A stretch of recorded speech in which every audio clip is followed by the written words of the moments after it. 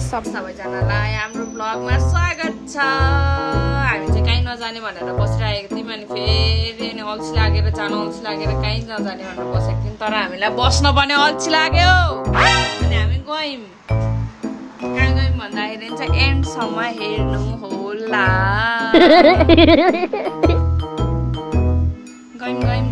गयौँ अनि त्यहाँदेखि यस्तो पानी पर्ला जस्तो भइरहेको थियो कि अनि त नचम जस्तो पनि भइरहेको थियो। फेरि होस् रेनकोट बोकेको छ भनेर अनि गयौँ। आज हामीले फेरि रेनकोट पनि बोकेर हिँडेको थियौँ क्या।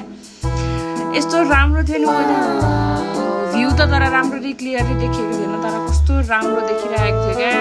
गर्मी पनि थिएन, जाडो पनि थिएन। जाडो भन्नाले त्यस्तो धेरै एक्सट्रिम पनि होइन, त्यस्तो खालको थियो। कस्तो राम्रो बसिरहेको खालको वेदर भएको थियो कि। फेरि पनि नजाने भनेर एकछिन रोक्यौँ अनि यहाँसम्म आइसक्यौँ, जाउँ त्यस्तो जे पर्ला भनेर गयौँ हामी। वेदर चाहिँ भन्नुहुन्थ्यो भने यस्तो राम्रो थियो नि वेदर, वाला थियो वेदर। फेरि गइराख्नु खालको भएको थियो। त्यहाँ फेरि जाँदाखेरि यस्तो मौसम हुँदैन, यस्तो वेदर हुँदैन। अनि त्यहाँदेखि हामी जाँदै बाटोमा पानी पनि पर्यो। रेनकोट तर हामीले ओढिनौँ, रेनकोटलाई चाहिँ भिजाउनु हुँदैन। अनि त्यहाँदेखि हल्का मात्रै भिज्यौँ, तर त्यस्तो ठुलो पानी परेको थिएन, हल्का मात्रै परेको थियो। अनि त्यहाँदेखि हामी सर्टेन टाइममा हामी डेस्टिनेसनमा चाहिँ पुगिहाल्यौँ। डेस्टिनेसन कहाँ हो भन्दाखेरि गुरुङ गाउँ। यति सानो झर्नाहरू पनि थियो नि त्यहाँ, यस्तो राम्रो देखिएको। यति चिसो पानी थियो नि झर्नाको, यस्तो मिठोवाला पानी थियो। हाम्रो डेस्टिनेसन आइपुग्यौँ, शिवपुरी सुकुटी। अनि त्यहाँ हामी गएको त ओ नो अब भएको थियो क्या।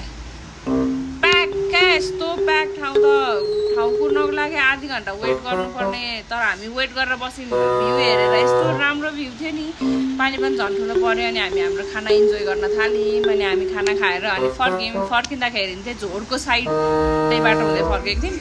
अन्त जाउँ भनेर त्यत्रो ओह्रालो झरेर गयौँ त झोडमा त पानी नै छैन। पानी नभएपछि हामी फर्क्यौँ, यस्तो उकालो चढेर फर्क्यौँ। बल्ल फर्केर अनि हामी आफ्नो गन्तव्य आफ्नो घरतिर फर्क्यौँ। धन्यवाद, thank you for watching our blog.